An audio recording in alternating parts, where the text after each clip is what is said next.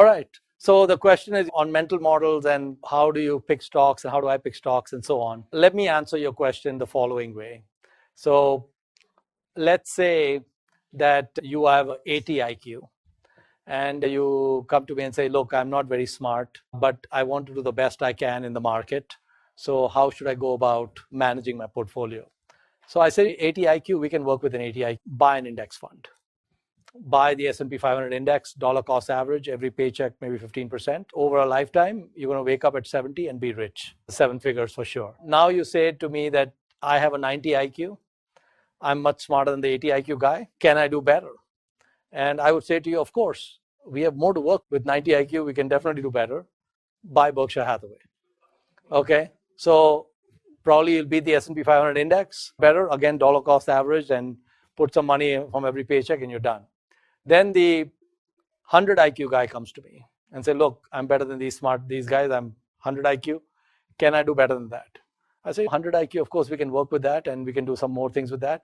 So of course we can do better. There were these two professors, business school professors, one was at Ohio State and one was at the University of Nevada. And they did a study over 30 years, 1976 to 2006.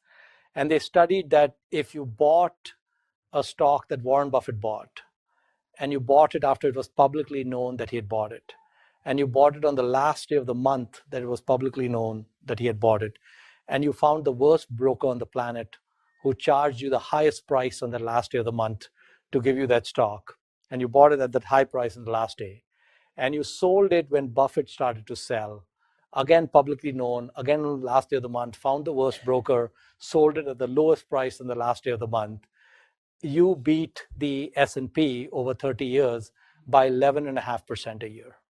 Okay, you did 21.5% annualized if you followed that approach. Okay, now if you are beating the S&P 500 by 3 percentage points a year, you're like 1 in 200. If you, as you get to 5 percentage points, 7 percentage points, 10 percentage points outperformance, it's 1 in thousands. So that is incredible performance for having to work 15 minutes a month. Because whole month you can be in Goa or Aspen or wherever enjoying life. Then last day of the month you come back and say, Google, did Buffett do anything this month? Any disclosure, anything happen? Google will tell you if anything happened. Then you say, oh, he bought IBM. Okay, worst broker, give me the high price today for IBM.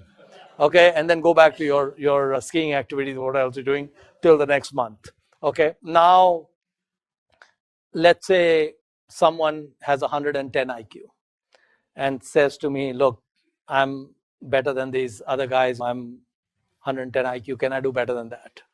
And it's not easy to do better than 11.5% a year. But then I would say do something like what I do, which is be a shameless cloner. There are two ways you can do bowling if you go to a bowling alley, right?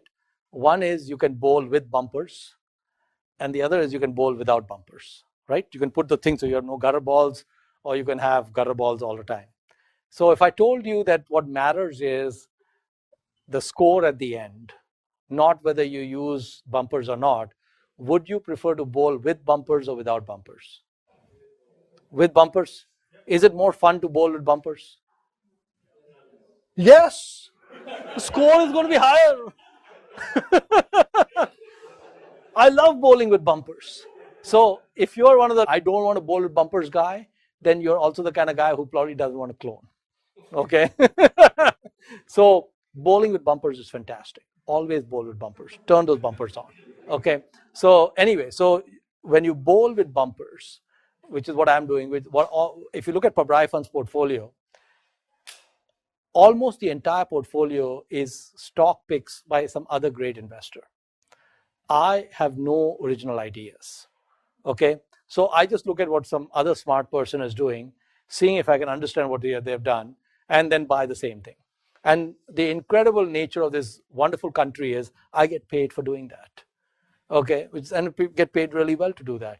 But don't tell my investors. Okay, they think I'm actually working hard. Are we recording this? So basically, bowl with bumpers. So I would say that you can go pretty far along as an investor just by doing mindless clothing. In fact, someone just set up an ETF, right?